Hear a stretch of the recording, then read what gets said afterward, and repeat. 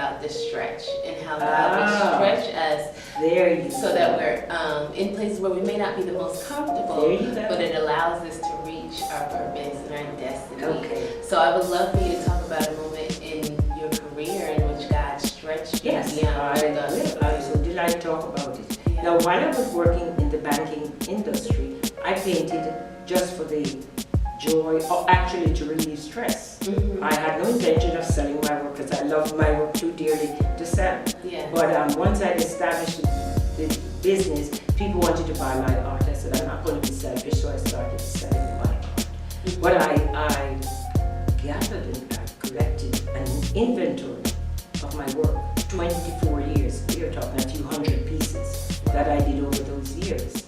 And again, my business was licensed, but I was in my home. Mm-hmm. And no one came to my home actually to shop. I would sell at events. Mm-hmm. But my life was transformed in 2015. Actually, it started before that. I received the Governor's Award, and I'm very proud of that, for the arts in October of 2014. Mm-hmm. And my dear husband was always at my side at every stage of my life. Actually, when that magazine was published, he collected dozens and walked the streets and handed them out. My wife painted this, my wife painted this. So he was so proud of me. Yeah. He was such a strong support and fan. My greatest art fan, my sidekick, was always there. Took me to the art shows. If one painting was leaning on the wall, he would get up and straighten it. Yeah. But he had been sick for a while, not in bed, but in the fall of 2014, he became ill to the extent that he had to be hospitalized and later sent to a nursing home for rehabilitation. Mm-hmm. And for the entire fall, for four months, I was there every day sitting at his bedside. And I said, well, I'm not just going to sit here when you cannot talk. I started taking small canvases, liquid markers, drumboard liquid markers, and I created a work of art around his bedside. Wow. And the title of it is The Heart, not A-R-T, but The Heart of Caregiving. And in the back, I will show you that later. Okay. And then his condition worsened, and he wanted the dignity of his home. And we wanted him back home to enjoy the last days in his home. So he returned home on March of 2015 and passed away on 5/4. And when he passed away, it's like my world had caved in. Yeah. But I prayed and I asked God to just guide me. And my siblings said, oh, you're not staying here by yourself. And my son, you're going to leave, pack up. So we packed up. I could not pack up 24 years of art. Yeah. So I started looking around for a place, storage. And with the price, and not only the price, I would be having my work. So I prayed, and Renee, I went in that room morning and night and prayed. I said, dear Lord, I don't want to put my work in storage. And one night in June of 2015, and the story, Delaware Today, has captured the story on that board. Okay. I had a dream, and it was the Lord was speaking to me, do not hide the talent I gave you. Now by this time my house was up to go on the market in July. Yeah. I got up the morning, I called my realtor, and I said to her, we're not selling the house, I have other plans. I came up this area, went out to the leasing office and asked if there was a store for me. And the lady said, you're lucky, because 2 doors up there is a charter school that they're moving out to their own building, and that space is going to be available. We can't show you, you go like you're a parent. I walked in this place as if I were a parent. I looked around and I claimed it. I said, divine providence. Yes. So I went back to the leasing office and said, yes, I want this place. And I leased this space and opened this gallery in September 2015. And I called the whole process, I gave it a theme, which I'm going to do another documentary. And the theme I gave it is rebounding from grief to growth. Wow. I love And that is powerful. I teach a class here for people who are going through trauma, people who have lost their loved ones, people who are caregivers and stressed. Highly stressed people. And it's a healing class for the participants and for myself. Wow, that is so wonderful. So wonderful.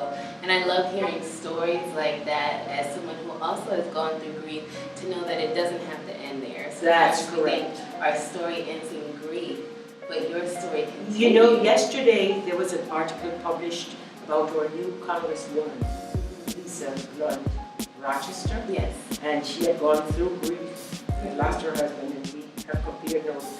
So I shared it and I said, we both have rebounded from grief to growth. Wow. Because she's now a Congresswoman. Yes, yes. And it was out of that grief that she grew. So wonderful to hear. And that truly was a stretching moment. So it sounds like over the years you've learned so much and had so many different experiences, so many opportunities. And I've given back. Yes, yes.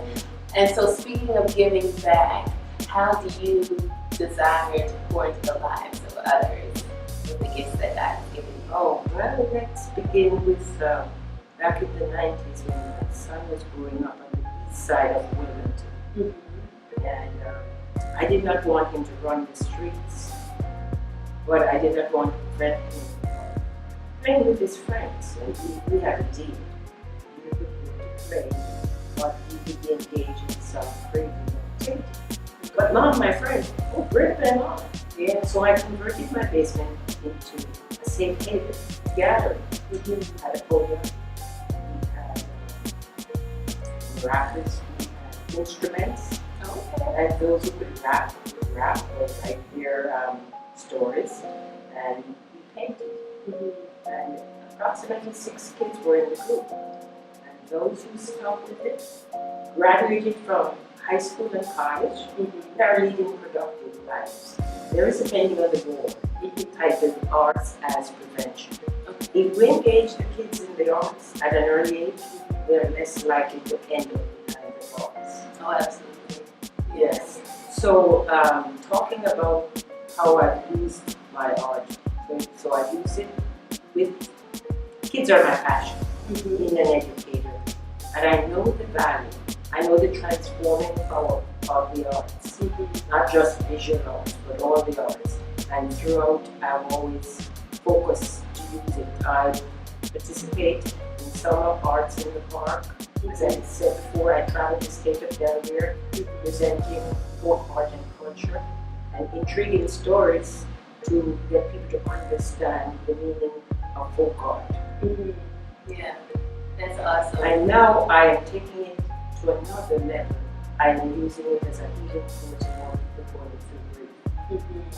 Yeah, so it sounded like it went from ensuring that your son was okay and his friends and creating a safe environment to reaching kids even outside of your home, all over the state. Matter of fact, tomorrow I have a group of 10 to 15 kids who will be coming here at no cost to them. And I'm grateful. I must give credit to Dr. Hanifa Shabazz, the City Council President, who sponsored the paint day. Last year we did have it sponsored, and I asked him to sponsor it. So the kids will come in tomorrow. They will do a paint day celebrating Bob Marley's birthday. He grew up here. Yes. And the theme is about peace in the city, and how each person can be a peacemaker. Yes. And in my window you can see a sign that says, "A peaceful city begins with me." And that is what I try to teach young people. So it never stops. So you allow your joy for painting to be spread so others can enjoy it too. That's so good. Okay, so if you've seen my interviews before, you know I like to close with some rapid fire questions. So how this works, I'm going to give you either or, and you have to pick one. Don't think about it too long. Just, come with your answer. All right? Okay, our first one. Breakfast or lunch? Which would you rather prefer, breakfast or lunch? Oh, most sure breakfast. Now, do you prefer the pool or the beach? I prefer the beach. So when it comes to movies, do you prefer comedy or action? I like comedy. Okay.